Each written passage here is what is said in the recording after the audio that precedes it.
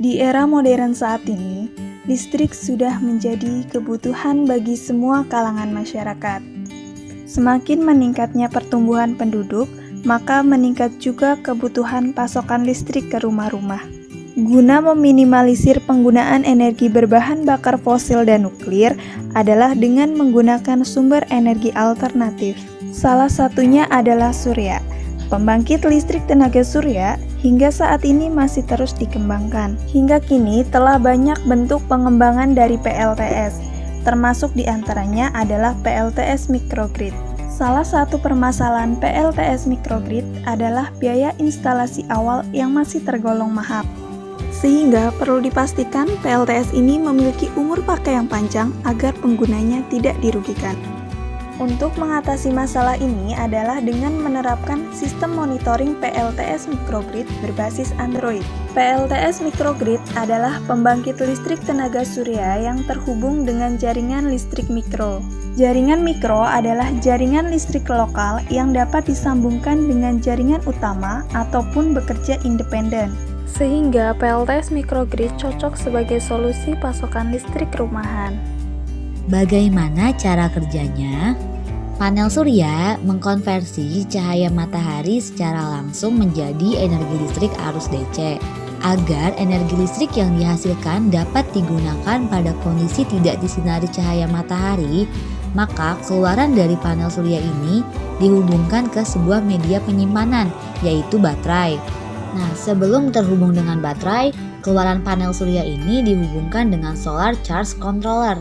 Solar charge controller memiliki dua cara kerja, yaitu pengisian baterai dan saat penggunaan baterai ke beban, di mana ketika tegangan arus yang masuk lebih besar, maka akan otomatis bisa mengisi baterai.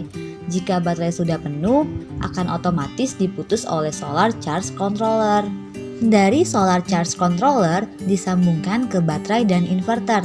Inverter berfungsi mengubah arus DC menjadi arus AC agar bisa dipakai ke peralatan rumah tangga dan listrik pun bisa digunakan.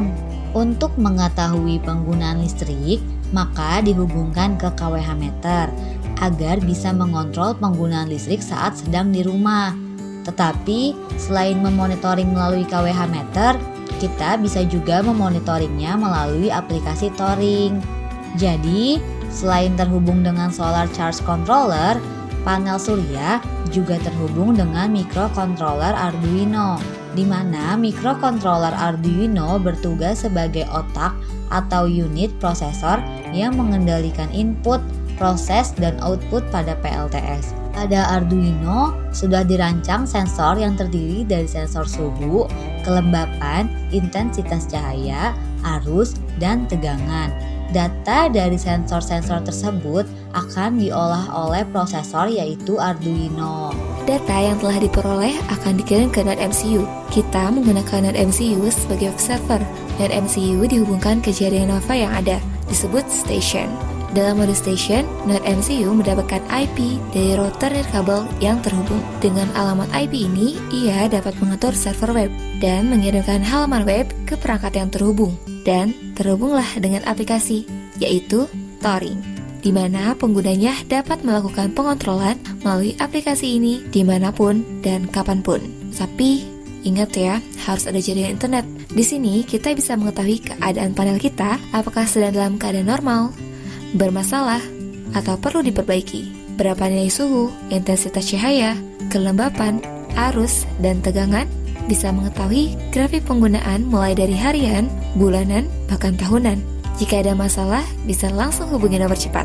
Cara kerja pengontrolan di sini selain menggunakan sensor, juga menggunakan mode relay. Dan dalam kondisi jarak jauh pun, si pengguna bisa memutus atau menghubungkan PLTS. Selain itu, ketika kondisi PLTS sedang dalam kondisi tidak normal, sensor akan bekerja secara otomatis memutus aliran listrik di rumah.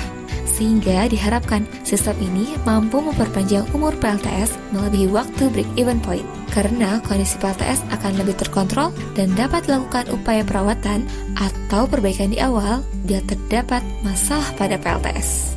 Adapun rencana tahap kami selanjutnya, tahap pertama masa pandemi, yaitu pemantapan aplikasi touring dan pemantapan rancangan alat. Tahap kedua 1-2 tahun ke depan, yaitu pembuatan alat dan uji coba, evaluasi kinerja alat dan aplikasi, serta pengurusan hak paten. Tahap ketiga yaitu 3-5 tahun ke depan, yaitu perancangan bisnis plan dan mampu memproduksi dalam jumlah banyak.